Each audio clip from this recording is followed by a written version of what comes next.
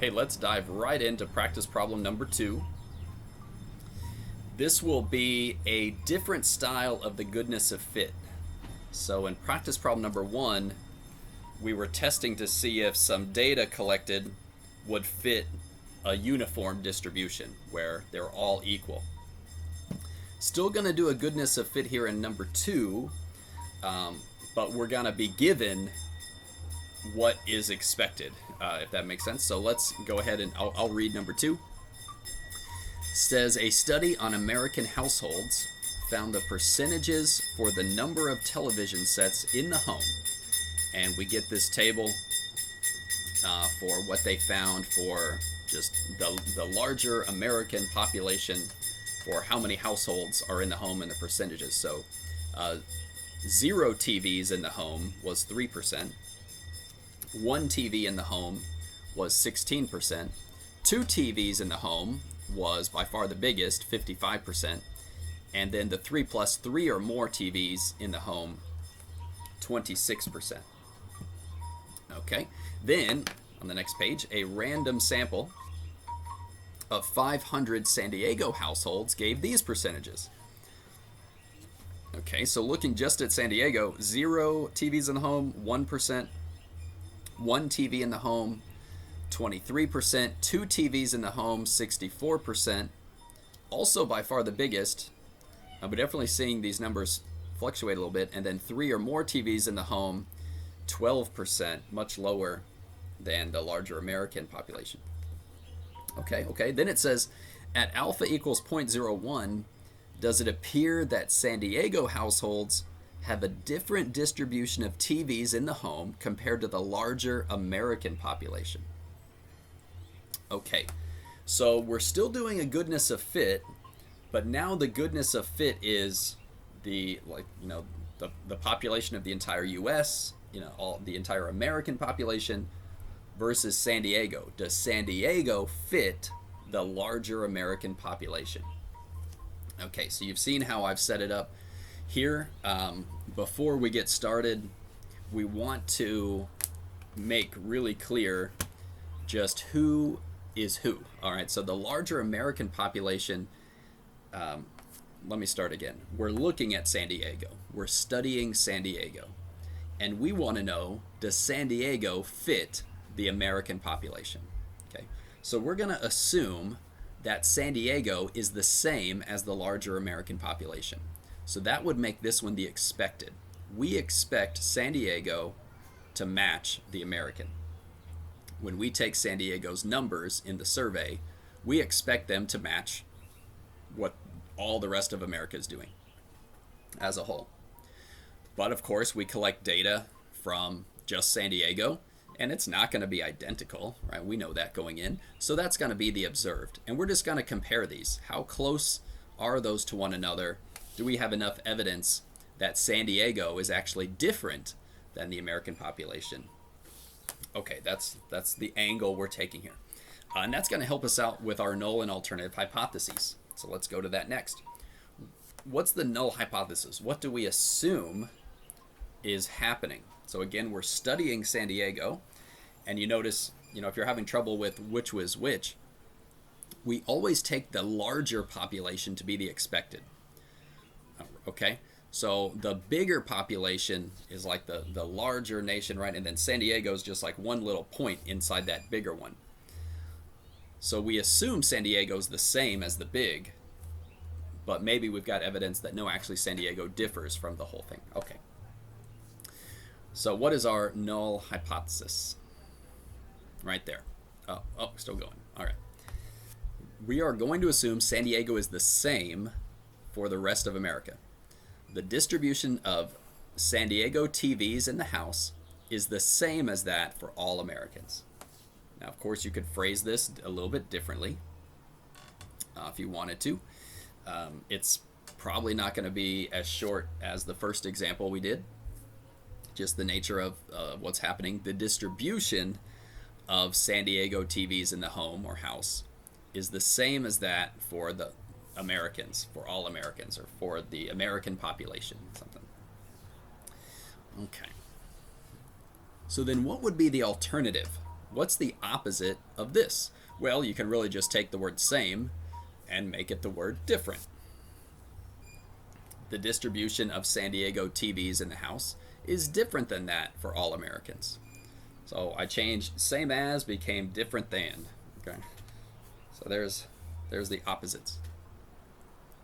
We need evidence to show, no, San Diego's got something different going on. Do we have enough evidence? I think that's all I've got for this page. Let's flip it over. Now we dive in to arguably the most important step. They're all important, but it all hinges on the test statistic from here out for sure. Okay, so I've left it all blank. I'm just kind of giving you a skeleton. So we still have observed, expected, observed minus expected squared over expected here. What are the categories? Well, 0 TVs in the home, 1 TV, 2 TVs, 3 or more TVs in the home. Okay. Now, how do we fill in the observed and how do we fill in the expected? Well, if you remember from a moment ago in the hypotheses, we said the expected was the larger American population, right? And we said the observed was San Diego. So we observe what's going on in San Diego, we compare it to the rest of the US. All right.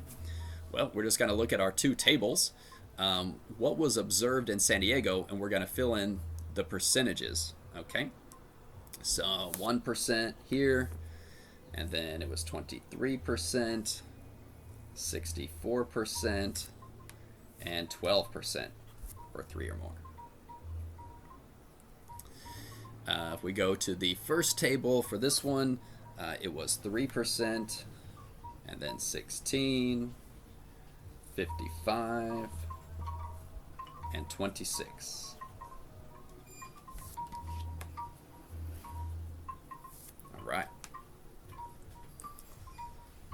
All right, well, let's go for it. So we're going to calculate the difference squared divided by the expected, okay, to get the proportion. So let's just dive right in. 1 minus 3 squared divided by 3. That's 4/3. Okay. You could use the decimals here if you prefer. The next one, 23 minus 16 squared divided by 16.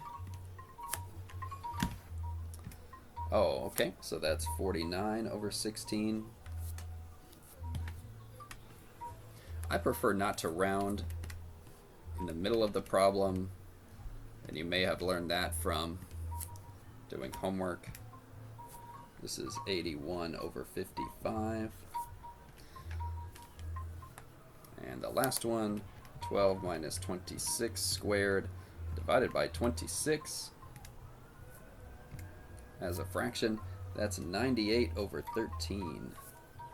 Okay.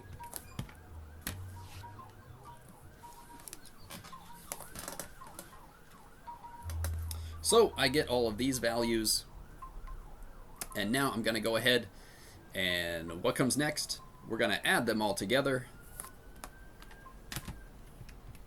And this time I do want the decimal.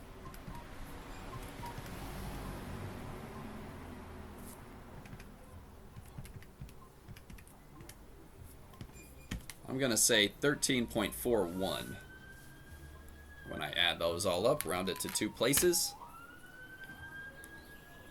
If you had written decimals in here, I would recommend go to 3 decimal places at least, so that when you add them, you can then round to 2 decimal places, and you should get something very close to this. You might be off by 100th either way, 0.42, 0.40. But that should not influence your final answer. Okay, we've got our chi-square. From there, we're home free, right? It's just a run to the finish. So let's go ahead and get our StatCrunch calculators. First, we want to know the degrees of freedom. Why 3 degrees of freedom? Well, there were 4 categories, right? 1, 2, 3, 4. So we take 1 less than that. Remember, it's always the probability of chi-square being greater than your test statistic, 13.41. Put that into StatCrunch, and you will get 0.0038.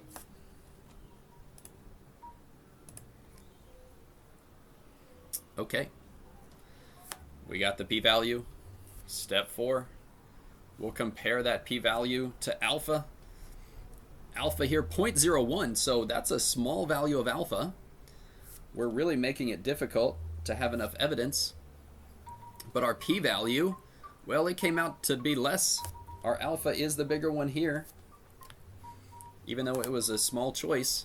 So what does that mean? Do we reject or fail to reject? Of course, we reject the null hypothesis. We have the evidence. We got into that little shaded region at the top of the curve. So in other words, the chances of us getting the data we did for San Diego, if San Diego really did match the larger American population, the chances that that survey data would come out the way it did, 0.0038, less than a % chance that we would get the data we did if San Diego really did match the rest of America in truth. So we're going to say, you know what? I think the chances of that are so low. I don't think San Diego matches the rest of the U.S. after all, or in the first place. Now, we're not making any claims how. You know, we're not saying San Diego has more homes with 2 TVs in it, or it has less homes with 3 or more TVs. We're not saying that. We're just saying they're different. Exactly how? We're not going there. Okay, anyways, we'll reject the null hypothesis. Let me give you that as a sentence for the interpretation in this problem. There is enough evidence that the distribution of TVs in the home is different in San Diego compared to the larger American population. To write this interpretation, I really used the same language that was in the last sentence of the problem. I think I changed households to home or something, but other than that, I pretty much copied that pretty closely. So you can use the question itself as a guide to your interpretation. Okay, let's stop this video here. We're going to do the test of independence next.